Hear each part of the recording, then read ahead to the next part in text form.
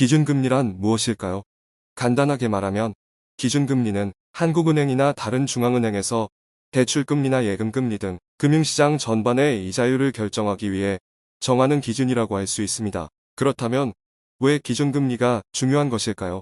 기준금리는 경제활동을 촉진하기 위한 중요한 정책 수단 중 하나입니다. 대출금리가 낮으면 기업들이 자금을 빌리기 쉬워지기 때문에 투자와 생산성이 증가하고 소비자들도 대출을 더 많이 받아 소비가 활성화됩니다. 따라서 기준금리는 경제성장과 인플레이션 등과 밀접한 관련이 있습니다. 그렇다면 기준금리는 어떻게 결정될까요?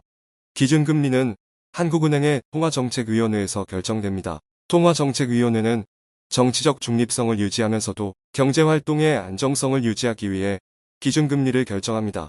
이때 인플레이션과 경제성장 등 다양한 요인들을 고려하여 기준금리를 결정합니다. 그렇다면 기준금리가 어떻게 변화하는지 살펴보겠습니다. 기준금리는 주로 경기 변동에 따라서 변화합니다. 경기가 불황 상태라면 기준금리를 낮춰서 대출이 더욱 쉬워지게 하고, 경기가 호황 상태라면 기준금리를 올려서 인플레이션을 억제하려고 합니다. 그렇기 때문에 기준금리는 경제 전반의 건강한 발전을 위해 중요한 역할을 합니다. 기준금리가 일반인에게 미치는 영향. 기준금리가 올라가면 대출금리나 예금금리도 함께 올라가게 됩니다. 따라서 대출금리가 상승하면 대출을 받는 일반인은 이자 부담이 커지게 됩니다. 이에 따라 대출금리 상승으로 인해 생활비 부담이 늘어나는 경우도 있습니다. 반대로 기준금리가 내려가면 대출금리나 예금금리도 낮아지게 됩니다. 따라서 대출금리가 하락하면 대출을 받는 일반인은 이자 부담이 줄어들어 생활비를 더욱 효율적으로 사용할 수 있게 됩니다. 또한 기준금리가 상승하면 은행들도 이를 따라 예금금리를 높이는 경우가 많습니다. 이에 따라 예금금리가 상승하면 예금을 가지고 있는 일반인들은 이자 수익을 더욱 많이 받을 수 있게 됩니다.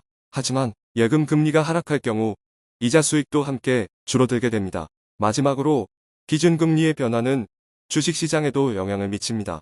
일반적으로 기준금리가 상승하면 주식시장이 하락할 가능성이 높아지고, 기준금리가 하락하면 주식시장이 상승할 가능성이 높아집니다. 따라서 기준금리의 변화는 일반인의 생활에도 직접적인 영향을 미치며, 이에 따라 대출, 예금, 주식 등의 분야에서도 영향을 받을 수 있습니다. 이에 따라 기준금리의 변화에 대한 이해가 필요하며, 개인의 경제활동을 계획할 때에도 기준금리 변동에 대한 주의가 필요합니다.